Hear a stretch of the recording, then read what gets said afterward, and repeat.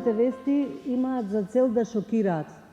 Веднаш, бргу, да ги зовриат страстите, воопшто да не размислувате дали треба да ја проверувате, туку веднаш да ја споделите или веднаш да коментирате. Значи, она што е особено важно за мене е фактот што медиумската писменост влегува на голема врата во курикулумот на Филолошкиот факултет и со тоа во курикулумот на УКИМ.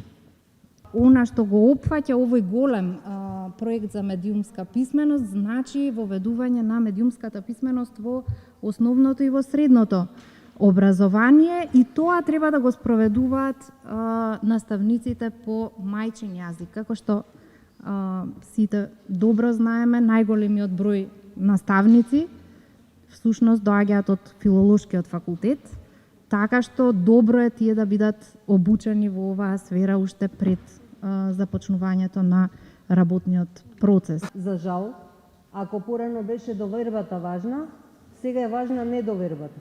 Колку тоа чудно и да звучи, но кога се читаат вести, многу е важно да не верувате. Многу е важно да проверувате од каде доаѓа веста. Зошто е така спакувана? Што е целта на таа вест?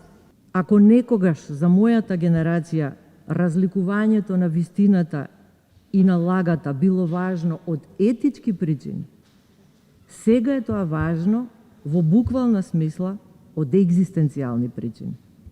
Бидејќи спомнавте кампањата, како што рекол поранешниот американски претседател Рузвелт, најмногу се лаже во љубовта, ловот и предизборната кампања. Особено уште ако не можете тоа оригинално да го примите, тоа е веќе доведува на можеби сосема погрешна ситуација. Значи сега веќе имаме медиумско созревање. Збориме созревање на медиумите, на новинарите, на камерманите, на уредниците, дека оваа држава има граѓани кои не слушаат, не по своја волја, едноставно се случува тоа, користат свој јазик, природен јазик на комуникација, тоа е знаковен јазик. Во суштина овдека се користи македонски знаковен јазик, кој го користат сите лица со оштетен слух, деца, возрастни, стари, болни, здрави, не е ни важно, нели?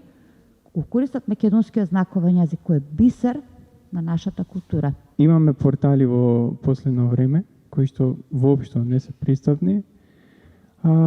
И овие портали се стануваат се повеќе и повеќе важни во пренесувањето на информации и мора нашата држава како аспирант за членка на ЕУ да направи нешто во тој поглед, пошто нема да се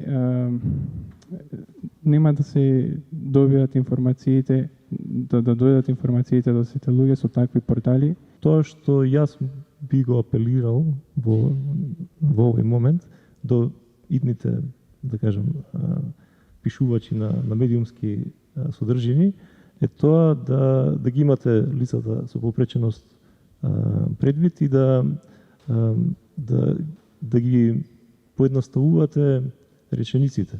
Значи, затоа што работиме многу со снимки од радио, снимки од телевизија, има реченици кои што траат 40 секунди. Тоа се реченици со 80 зборови, што комотно може да кажеме дека се 2 параграфи текст. Дневното новинарство дека за лицата со попреченост, нели, 3 ноември, 3 декември, тоа е светски ден на лицата со попреченост, дали јас само ако објавам еден текст за 3 декември, сум ја обавил својата должност кон јавноста? Дали? Навистина лажните вести служат за одвлекување од вистинските проблеми, всушност служат и можат да заведат и цели држави и донесување на политички одлуки кои потоа не им одговараат на граѓаните на тие држави. Такви примери имавме многу, особено на нашиот дел од светот, по Западниот Балкан. Размислувај критички. Составија целата приказна. Денови на медиумска писменост 2022 од 25 октомври до 1 ноември. Дознај повеќе на www.mediumskapисменост.mk.